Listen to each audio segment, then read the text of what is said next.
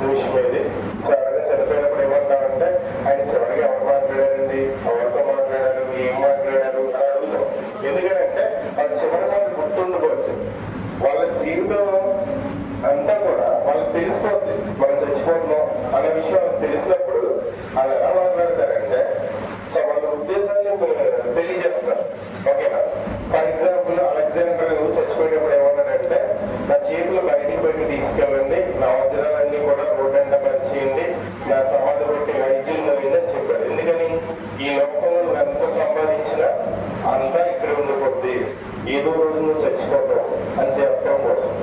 అంటే ఇక్కడ కూడా ఏసైనంట సిలువ వేశారంట. సిలువ వేస్తే ఆయన మాట్లాడుతున్న మొట్టమొదటి మాట ఏంటంటే తండ్రి మీరేం చేస్తున్నారో మీరు తెలియదు కనుక మీరు క్షమించండి అని. ఒక్కసారి కనుక మనం ఆలోచిస్తే ఏసైనంట మొహం మీద ఉమ్ములేశారంట. ఎవరైనా మన మీద ఉమ్మేస్తే మనం ఊరుకుంటామా? మనల్ని చూసి ఇక్కడ ఉమ్మేస్తే ఊరుకుంటామా? కానీ ఏసై మీద అంటే ఉమ్ములేశారంట. ఆయన కొట్టి నువ్వు ఎవరు కొట్టారో చెప్పు చూద్దాం అన్నారంట. ఆయన మీద మొగ కిరీటం పెట్టి గట్టిగా గుచ్చేశారంట. ఆయన్ని కొరడాలతో కొట్టి లాగుతుంటే ఆయన వీపు అంతా చీరిపోయిందంట. ఆ వీపు అంతా చీరిపోయి రక్తం అంతా కారిపోతుంటే, ఓకేనా, రక్తం అంతా కారిపోతుంటే ఏమంటున్నారు తెలుసా? ఇక్కడ ఉంది కదా, వీడు ఇతరులను రక్షించను అంటే. ఒకసారి మీరు ఆ కొరడా కూడా మీ అందరికీ మనందరికీ తెలిసిన విషయమే, నేను కొత్త విషయాలు ఏమీ చెప్పట్లేదు. కానీ ఏసైని కొట్టిన కొరడా ఎలా ఉంటుందంటే సో కొన్ని పార్ట్స్ లో ఉంటుంది.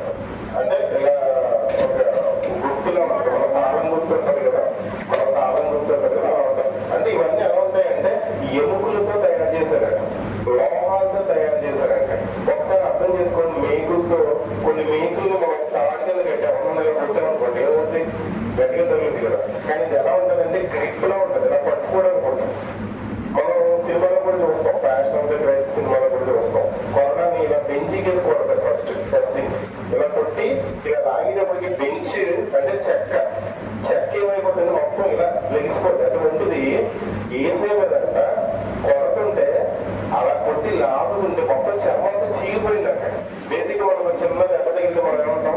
అమ్మాయిని నడిచేస్తాం కదా, గట్టిగా ఏడ్చేస్తాం కదా, చిన్న దెబ్బ తగిలితే రావాలైపోతాం కదా, అవునా? కానీ ఇక్కడ అంటే బైబిల్లో మాట ఉంటుంది, ఎవరంటదంటే ఆయన నోరు తెరవలేదు. నిజం, ఆయన నోరు తెరవలేదంట. ఓకేనా? నోరు